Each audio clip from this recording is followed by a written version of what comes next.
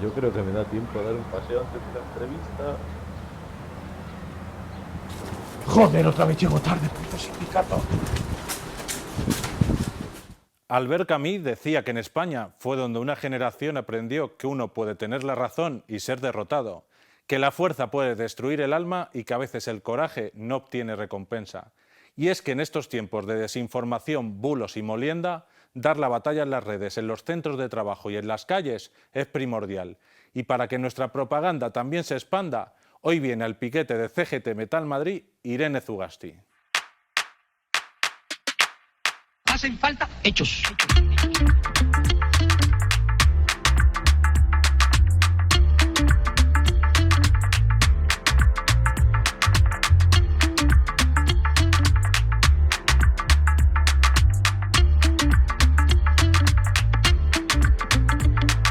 Aquí nadie es neutral.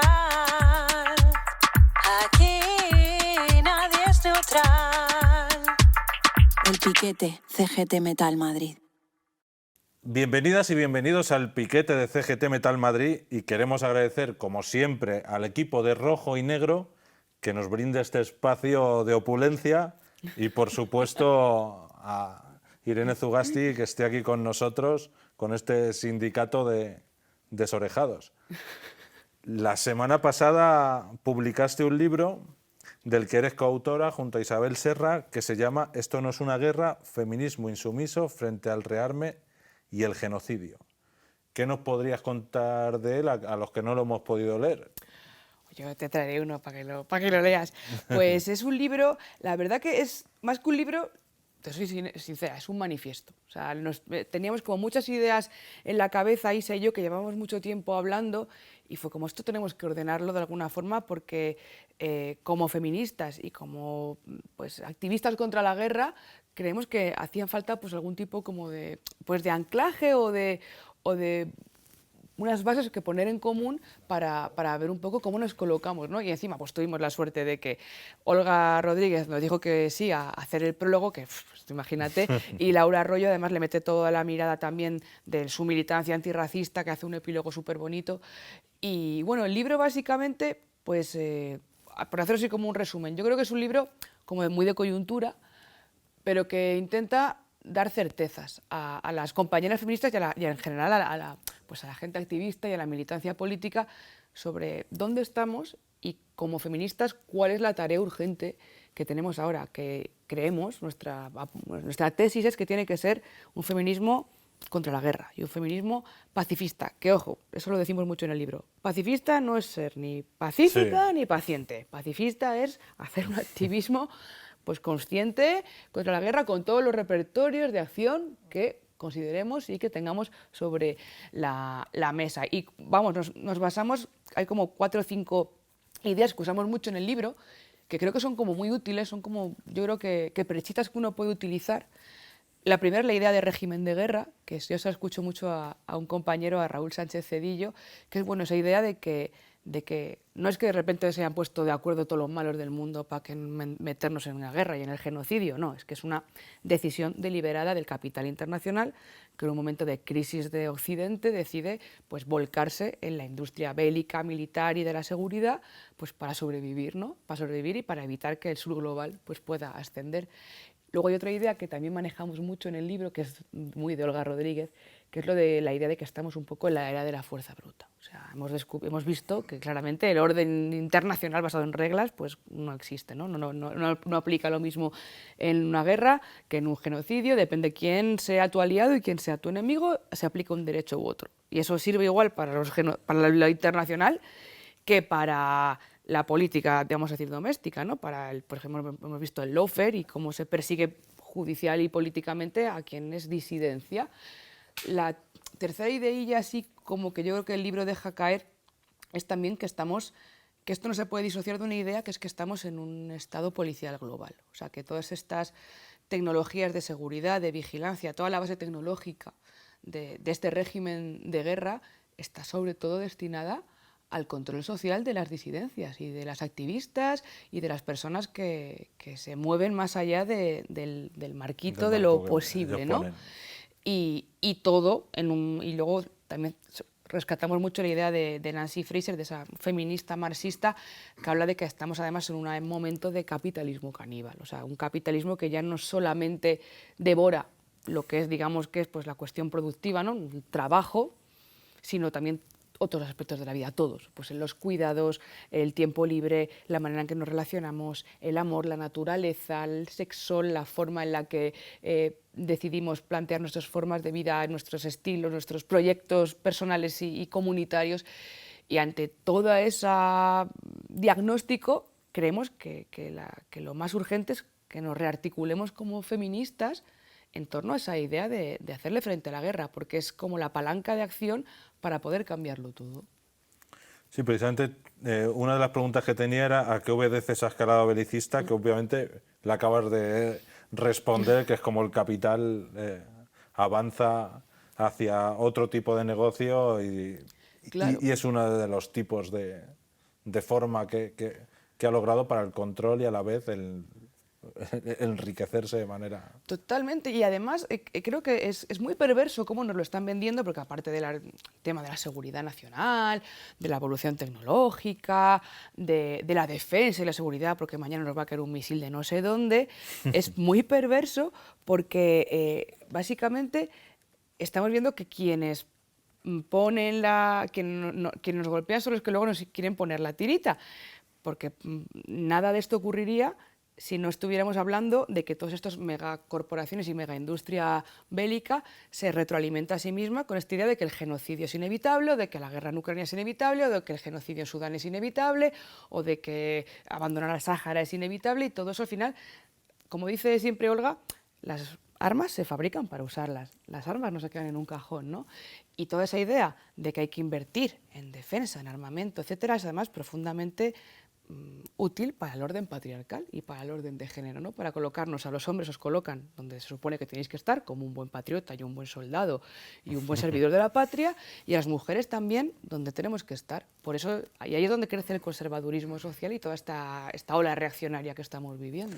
Claro, cuando estabas hablando recordaba que había una de las noticias que más había durante alguna de las semanas era cuánto tardaba una bomba en llegar desde Rusia a España, que a mí me parecía muy divertido en el fondo, ¿eh? Y aparte, nosotros como metal estamos muy relacionados con la industria, como puede ser Airbus o puede ser Indra. ¿Y qué dirías a esas secciones sindicales desde tu punto de vista? ¿Qué podríamos hacer estas secciones sindicales que a veces vemos la coyuntura, queremos actuar, pero a veces es incluso difícil porque vas a ser mal visto incluso en el propio... En el propio sector, claro, es que ahí está la contradicción, que vosotros estáis en el corazón de la bestia. Sí. Y sin embargo, yo creo que de los análisis más lúcidos que he visto en contra de cómo funciona esta industria de guerra, ¿no? que usan el eufemismo de seguridad, pues los he visto de los propios trabajadores y trabajadoras del sector. Lo que pasa que, claro, nadie quiere ver peligrar su pan. Y una de las formas en las que más nos intentan convencer de que todo este rearme y de que todo este plan de defensa europeo, que básicamente va a ser coger el dinerito de los servicios sociales, de las pensiones, de la educación pública y meterlo en la industria militar para convencernos de que eso va a funcionar, nos dicen que va a generar puestos de trabajo. En realidad, eso tampoco es tan así, creo que es interesante subrayarlo, porque la mayoría de esos puestos, de hecho, no están en Europa. Están externalizados y hay industrias como por ejemplo Israel o Estados Unidos, que son los grandes fabricantes de armamento y de tecnología de seguridad. Mucha de la culpa es Estados Unidos, claro. Exacto, que en realidad no se pueden comparar con lo que producimos en Europa. En segundo lugar, son tecnologías cada vez más robotizadas y más automatizadas, o sea que tampoco se va a generar una masa de puestos de trabajo que realmente nos mejoren la vida de la clase trabajadora. Y además es muy masculinizado y muy desigual, porque por lo que más ha puesto en estas industrias es sobre todo por digamos, puestos o tecnologías o conocimientos técnicos, digamos, pues ingenierías y demás, que además son talentos que están robando al sector público, y de repente ves gente que podría ser ingenieros, que están en la empresa de la seguridad, pero el currela, el trabajador de abajo, que no le engañen, esto no va a generar ni más puestos de trabajo ni mejores condiciones. Y lo hemos visto, por ejemplo, muy claro con las huelgas en Cádiz estos últimos meses, ¿no? Se supone que Indra va a abrir no sé cuántas filiales, que Indra ahora mismo se ha hecho rica básicamente con las tecnologías de vigilancia en fronteras y la militarización de fronteras y ahora con las armas. Eso realmente a las trabajadoras y trabajadores de Indra ¿ha resultado una mejora en sus condiciones de trabajo? No, han tenido huelga indefinida, de hecho, hace unos meses. Entonces yo creo que ahí es como... Pero por eso me parece muy bien de valiente que sean las secciones sindicales del metal, de los sindicatos de clase, claro, las que estén haciéndole guerra a la guerra, porque claro, es muy complicado decirle a un compañero que tú realmente estás en contra de lo que se supone que produce tu sector. Pero es que yo creo que tampoco... O sea, que muchas de esas tecnologías aplicadas a usos civiles no tienen por qué ser aplicadas a la guerra, pero no es la lógica en la que se están utilizando ahora. Cuando nos hablan de seguridad siempre decimos lo mismo, ¿no? ¿Qué me hace a mí vivir más segura? A nadie le gusta vivir en la incertidumbre. Eso yo creo que es una cosa, excepto que sea yo que se Tamara Falcó y puedas vivir viajando de un lado para otro con tu jet privado, pero a la gente normal, a las clases populares, queremos vivir con tranquilidad, saber que este mes pagamos la hipoteca, saber dónde nos podemos ir de vacaciones o que nos podemos pagar un rato de ocio con la familia y con las colegas. Y claro, toda esa incertidumbre no se va a evaporar de un momento a otro porque de repente nos digan que, bueno, que esta industria nos va a generar una seguridad. No, o sea, yo segura me siento con esas ideas, y segura me siento con un hospital público, y segura me siento con un diagnóstico a tiempo si tengo una enfermedad, y segura me siento si mis hijos pueden ir al colegio público y tener una educación digna. Yo no me siento más segura porque haya un escudo antimisiles que me pueda librar de un pepino que me va a caer de no sé qué país, que en una guerra que yo ni he provocado, ni apoyo, ni entiendo muy bien por qué estamos llevando a cabo. Y esa idea de seguridad, toda esa idea de seguridad humana, que le llaman, ¿no? O sea, la seguridad que tiene que ver con el bienestar común y social y con unas bases de justicia social, es la que nos interesa. Claro que hay que hablar de seguridad, pero hablemos de qué nos hace sentirnos seguros. Y seguro que si salimos aquí a Vallecas y le preguntamos a la peña, ¿a tú con qué te sientes seguro? Nadie va a decir que va a ser con un escudo antimisiles o con que Indra le compre no sé cuántas miras láser a Estados Unidos para ponerlas en los Eurofighter. Con la cúpula de hierro. Con la cúpula de hierro. Hay una cúpula de hierro en Barbate, vamos a poner. Pues no. Eres presentadora en la base de Canal Red, lo que a mi modo de entender te lleva a un verdadero ejercicio de análisis diario y donde como periodista a veces no dirás todo aquello que te apetecería porque podrían ser barbaridades. Se acabó la Audiencia Nacional. Y sobre todo cuando la realidad a veces ahoga, como ha sido con el genocidio del pueblo palestino. ¿Cómo está resultando esta experiencia para ti?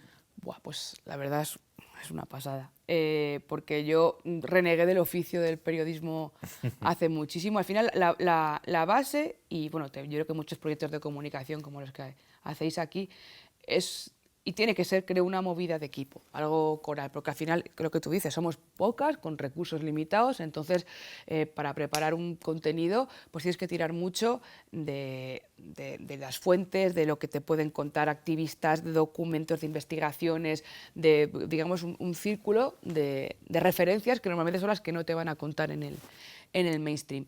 Pero trabajar así, aunque bueno, pues obviamente no tenemos los recursos y los medios que tiene Televisión Española o Telecinco o la BBC, tiene también su punto. A mí me reconcilió con el oficio porque yo era un oficio que detestaba. O sea, yo salí de la facultad de periodismo diciendo, yo esto no ocurre en mi vida. Ahora, aparte de por la precariedad, porque me parecía una cosa pues de vasallaje, un corporativismo que al final era como los periodistas defienden a los periodistas. Pues no, oye, ¿yo qué tengo que ver con Eduardo Inda? ¿Yo para qué voy a defender a este tío?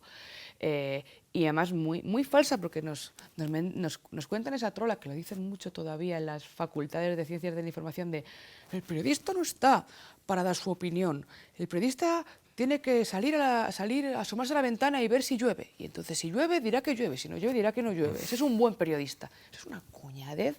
O sea, ojalá todo fuera tan fácil como hacer así y decir, pues está lloviendo, notición. La mayoría de hechos noticiables básicamente son relatos. Relatos que tú tienes que apoyar en datos y tienes que buscar fuentes fiables. Sí, donde y tiene tienes muchas que buscar, aristas. claro, y tienes que buscar cuál es el relato que tú crees que es el más certero para lo que quieres contar. Pero vamos a ser honestos. todo el mundo, nadie es neutral, y menos en el periodismo, todo el mundo tiene unos sesgos, y yo creo que lo hermoso de lo que hacemos en Canal Red es que no lo escondemos. O sea, obviamente hay que decir desde el lugar desde el que se informa. Si tú trabajas para, yo qué sé, pues, OK Diario y estás turbofinanciado por Isabel Díaz Ayuso para legitimar e impulsar la agenda de la extrema derecha madrileña y española, pues obviamente estás informando desde un lugar que no tiene nada que ver con el que puede estar informando, pues yo qué sé, el Canal Red, que eso al final es un proyecto con una línea de izquierdas, financiado por suscriptores, o con, pues, si estás desde El Salto, que es una COPE de trabajadores, etcétera, etcétera, etcétera. Entonces, yo creo que por lo menos vamos a ser honestos y enseñar las cartas. O sea, yo soy periodista, pero mira, pues se me ve claramente la patilla nada más que abro la boca y no pasa nada. A mí me gustaría que los demás lo hicieran. Lo que no soporto es que me hablen de una neutralidad y que además cuestionen nuestro trabajo como poco profesional o como falto de rigor, porque exponemos desde donde estamos informando. Y además yo creo que un periodista que realmente tenga un poquito de amor al oficio tiene que ser, pues, o por lo menos desde la izquierda, está ahí para cambiar las cosas, está ahí para romper los marcos de lo que se puede o no se puede contar, está ahí para cuestionar los relatos grandes, está ahí también para hacerle periodismo al periodismo, que es lo que hace mi compi Manu Levín, que lo hace muy bien, ¿no? Es como, pues cuando El País, hablábamos de Indra, cuando El País te está contando que está de puta madre, que sigamos invirtiendo pasta en rearmar Europa,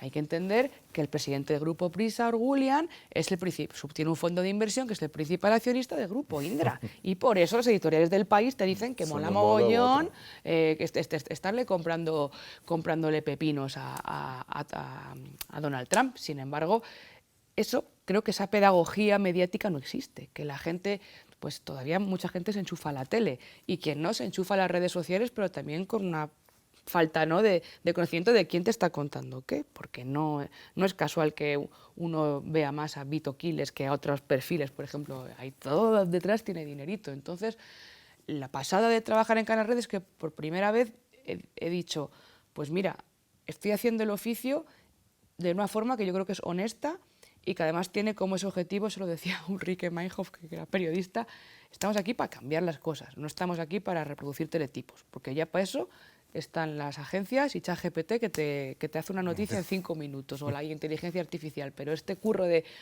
cojo, elegimos el tema, lo elegimos como equipo, lo planteamos, ¿a quién podemos llamar? ¿Quién tiene una perspectiva crítica de esto?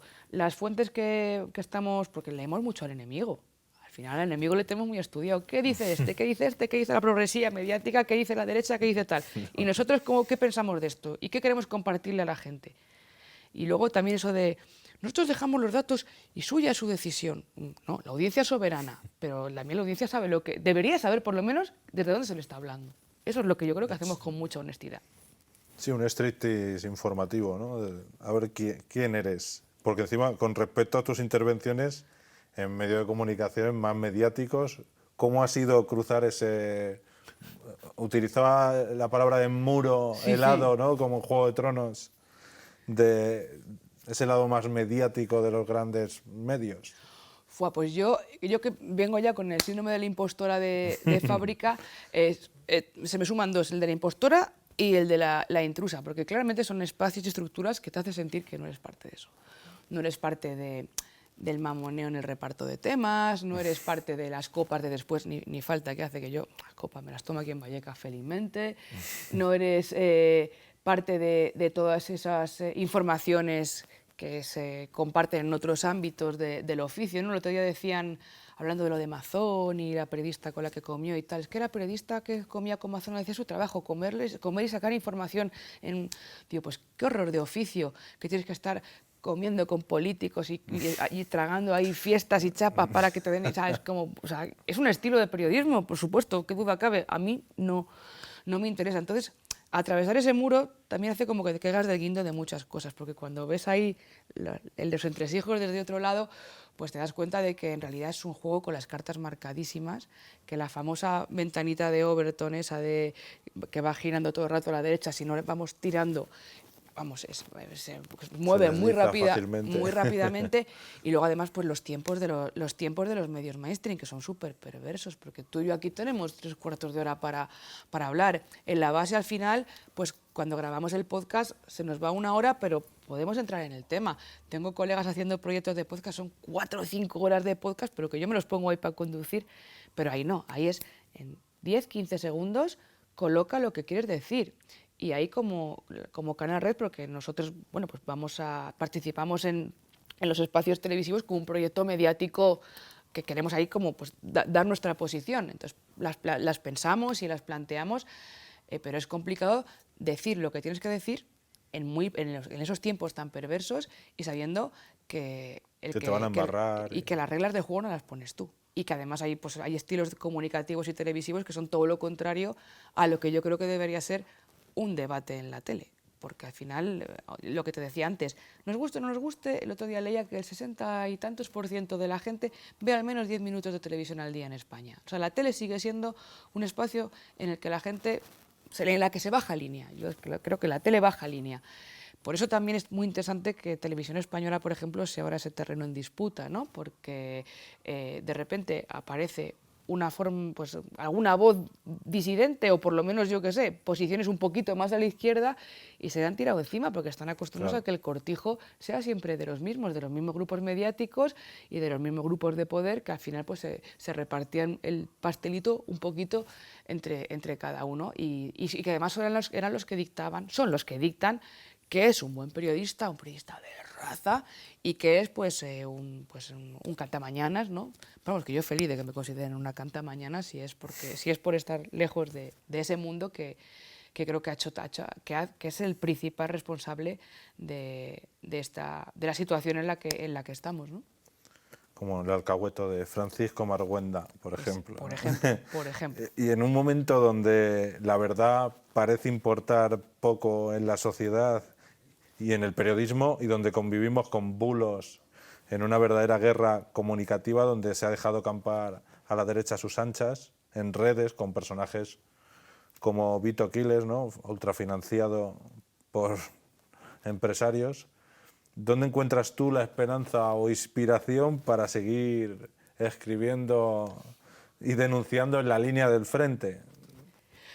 Pues mira, es que más justo venimos hoy de cubrir las protestas, la resistencia antifascista que estaba habiendo en la Universidad Complutense contra este tipo. Que yo soy un poco de la idea del planteamiento de que no hay que hacer grande al enemigo. Vito Quiles es una marioneta, es una mascota, es un muñeco. No le imputo ninguna inteligencia, porque esa agenda, los bulos que dice, las ideas que coloca en los medios de comunicación, en sus plataformas y tal, es un guión prescrito que está, además, que reproduce toda la extrema derecha y la alt-right internacional, y que está, como tú muy bien has dicho, más que financiado. O sea, a mí cuando alguien me dice, es que se han hecho virales, no, la viralidad no existe en Internet. Hace ya mucho que esa utopía de que Internet es un espacio donde cada uno pone su idea y ya veremos si triunfa o no, no, la viralidad se paga. Y este tipo está muy bien financiado, y como este tipo, 40.000 más. De hecho, este tipo ni siquiera es el más peligroso. Yo siempre digo que es un pepero extremado, pero no, ¿sabes? Pero si le quitas los escuadristas fascistas que le pone el de Desocupa, si le quitas la pasta que invierte en tener visibilidad en redes, y si le dejas solo, no nos dura ni un asalto. Lo que pasa es que, efectivamente, pues la derecha entendió antes que la izquierda, y mejor, yo creo, esa idea de la batalla cultural. Eso lo dice mucho Pablo Iglesias, con el director de la base, y yo estoy bastante de acuerdo. Al principio no lo estaba, pero luego le di una vuelta y digo, pues la verdad es que sí, porque nosotros hemos empezado a ponernos la pila con la comunicación alternativa hace poco. Ellos ya conocían muy bien cuáles eran los espacios y cómo manejar las narrativas, y tienen mucho más dinero, y al final pues la correlación de fuerzas está ahí. Pero lo gracioso es que venden como rebeldía lo que en realidad es todo lo contrario, porque ellos no quieren cambiar nada. En realidad, ellos están peleando por preservar el estado de las cosas, el status quo, que realmente ha sido siempre revolucionario, transformador, que ha luchado por ideas de progreso y por cambiar la correlación para generar justicia social. Hemos sido la izquierda. Entonces, pues que es muy perverso esta vuelta de tuerca. Pero yo creo que ahí, pues, y cierro la pregunta con esto. Cuando me preguntas qué podemos hacer, pues mira, lo primero yo creo que el alarmismo sin soluciones no vale para nada. Entonces, estos discursos de, ay, es que todos los jóvenes son de extrema derecha, ay, es que vienen a por nosotros. Había un programa muy bueno de Silvia Agüero hace poco sobre juventud combativa. Pues yo lo que he visto en la Complu es una generación de chavalada que lo tenía muy claro, ahí activista.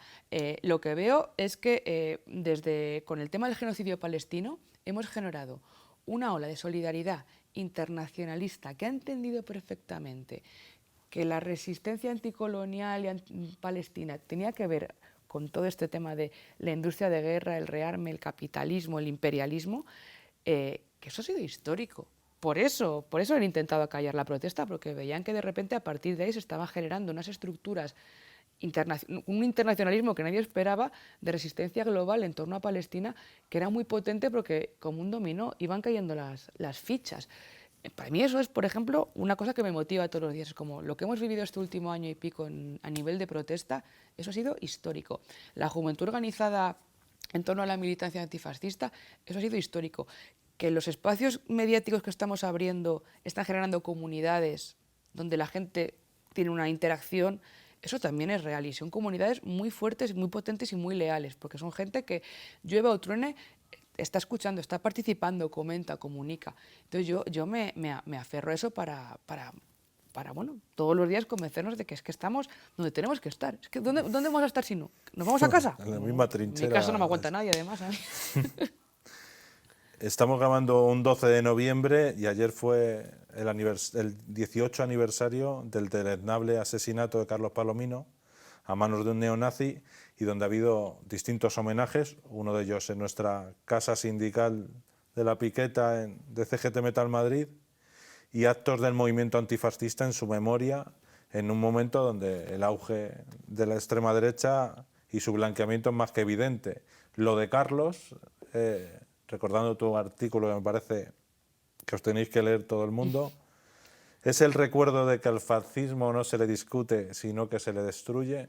Absolutamente.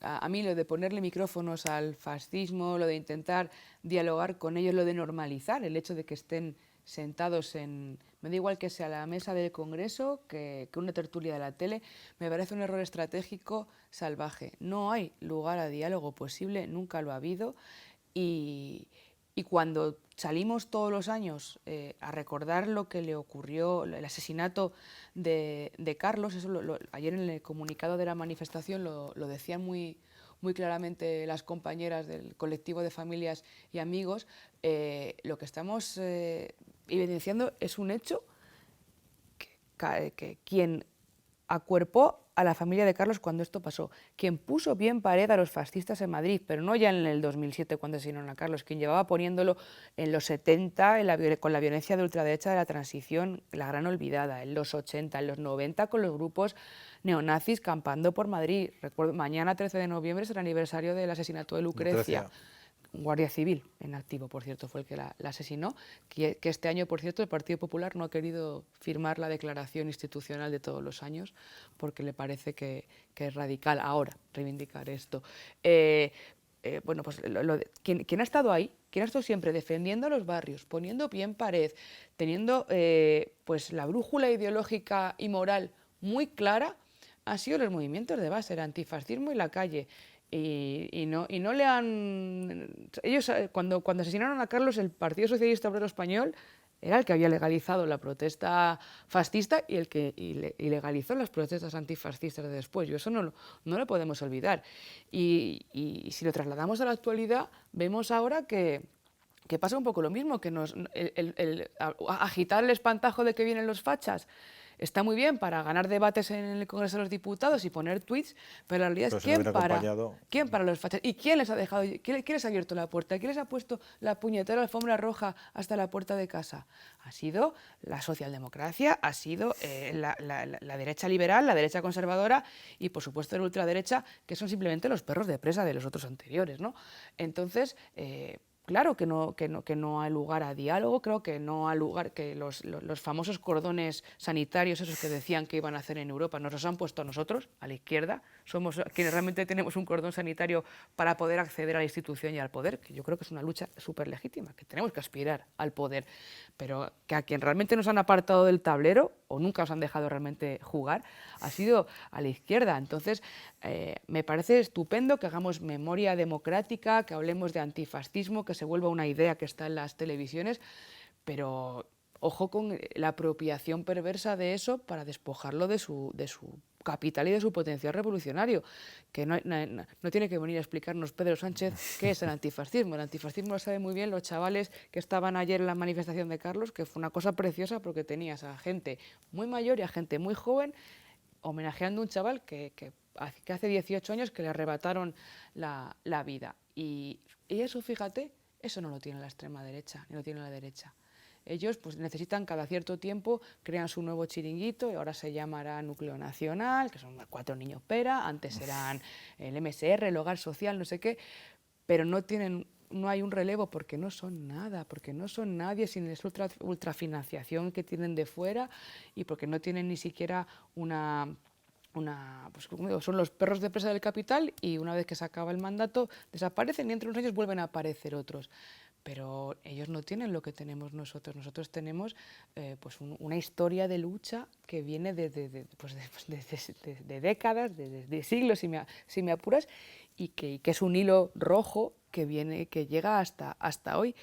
Y además yo sí que reivindico lo de la superioridad moral de la izquierda, qué narices. No porque hayamos estudiado más o menos, aquí, digamos, eso no tiene nada que ver. La gente muy estudiada y muy gilipollas.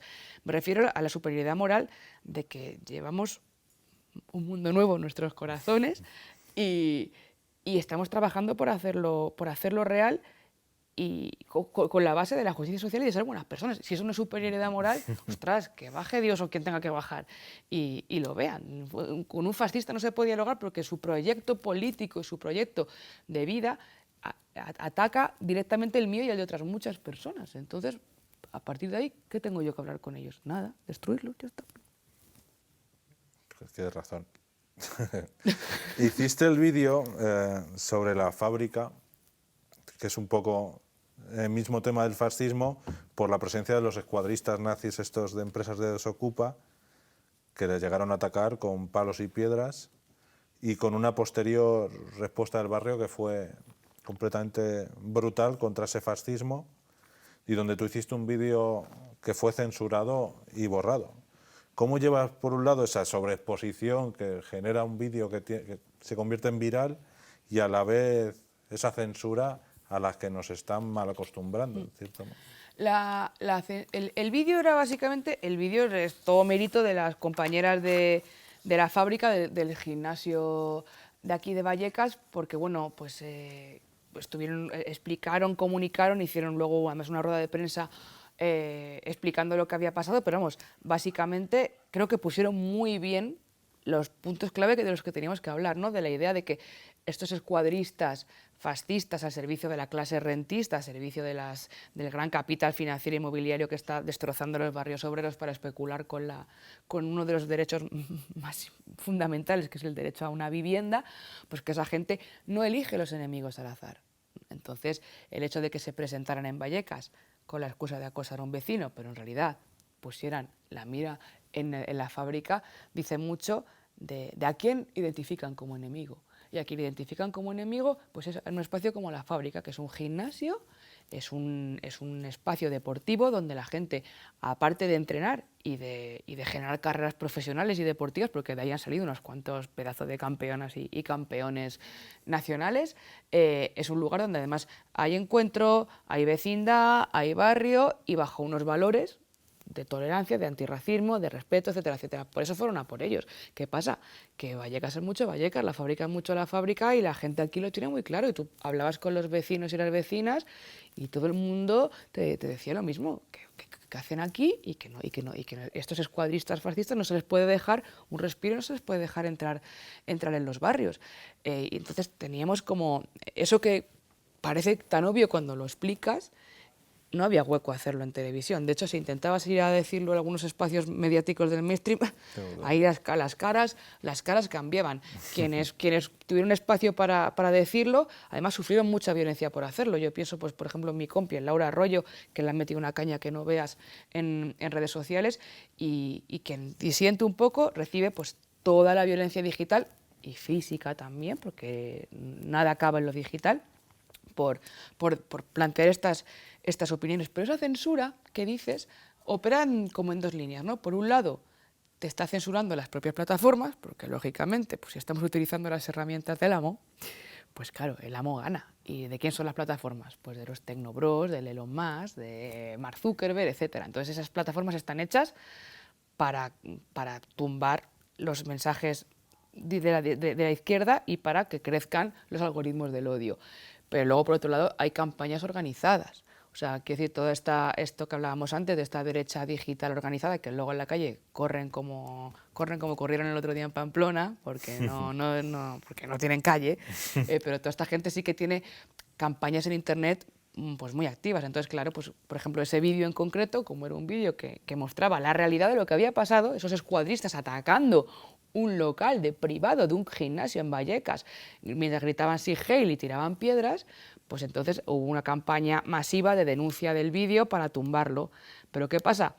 Que el vídeo ya se había multiplicado, que había un montón de gente compartiéndolo. Por eso te digo que también nosotros tenemos que saber utilizar con inteligencia esos espacios que tenemos y hacerle la batalla cultural a la contra, porque ellos tienen mucho rato para pasar en Internet y mucho dinero, pero nosotros tenemos mucha voluntad y también tenemos como muy claro a dónde tenemos que poner las energías, ¿no? Entonces, cada quien que haga su parte, ¿no? Pero yo creo que sí que hay una parte importante de ese ejercicio de antifascismo que tiene que ver con estar también en los espacios digitales y atacarles el discurso, que es lo que ellos intentan hacer por la vía de la censura, de los ataques coordinados, etcétera, pero que la verdad que tampoco les sale muy allá, porque si les saliera bien no estaríamos tú y yo aquí hablando. Así que... Navegando entre tu trayectoria leí un titular que decía: Zugasti, sobrina del hombre que dejó a Sabina el pasaporte con el que huyó a Londres. Y es loco eso, ¿eh? Es muy loco. Esta historia que además la sacó un periodista del Mundo, como sí. no, para hacer que me entrevistó. La otra Irene. Sí, el tipo me entrevistó, yo que soy muy ingenua, pensando que íbamos a hablar de un libro que habíamos escrito con Pablo Iglesias sobre temas se llama Enemigos íntimos, sobre análisis político y tal. Y no, en realidad el tipo quería sacar una pieza morbosa de Pablo y de, pues lo de siempre, lo muy al estilo del Mundo. Pero bueno, eso es verdad. O sea, eso es una historia muy, muy curiosa. Mi tío Mariano pues salía de fiesta por Madrid y conoció a Sabina y a Sabina en ese momento estaba en problemitas legales porque había hecho sus cosillas por ahí el hombre. Y entonces pues mi tío, que era una persona muy generosa, le dijo: pues toma mi pasaporte y pírate, sal de aquí corriendo, que como te trinquen vas a tener un problema. Y se fue a Londres con el pasaporte de mi tío y vivió como Mariano Zugasti. Y hay una canción de Sabina que dice: mi primer pasaporte se llamaba Mariano, mi primer aeropuerto se llamaba París. Y el tema es que luego cuando Sabina regresó no fue capaz de localizar a mi tío falleció en el 87, 88 y nunca se volvieron a encontrar, pero bueno, en mi familia hicimos el trabajo de investigación y al final sí que pudimos dar con Sabina y contárselo. Sí. Darte las enormes gracias a vosotras, por tu mirada valiente, por recordarnos que escribir, que informar y luchar también son formas de resistencia frente a esta barbarie. Pues yo te voy a aprovechar el último minuto que no me mate producción, pero para agradecer a CGT, y esto no es peloteo, lo digo en serio, yo hace poco me desafilié de un sindicato cuyo nombre no quiero acordarme, porque, por muchas decepciones políticas, y si alguien me ha reconciliado con el sindicalismo de clase y me ha hecho pensar que que estar pagando la cuota de un sindicato y estar apoyando el trabajo sindical valía la pena ha sido CGT, y especialmente la postura que CGT ha tomado con el genocidio en Palestina, porque creo que habéis sido capaces de expresar que es muy importante lo que pasa en el centro de trabajo y lo que le pasa a tus compañeros y a tu entorno cercano, pero que no se puede disociar de lo que pasa en el mundo, ¿no? Así que vaya mi agradecimiento por delante, porque sé que no es fácil, pero a muchas creo que también os habéis hecho que hagamos las paces con el sindicalismo y que ahora seamos parte de ello. Así que gracias. Un final inolvidable.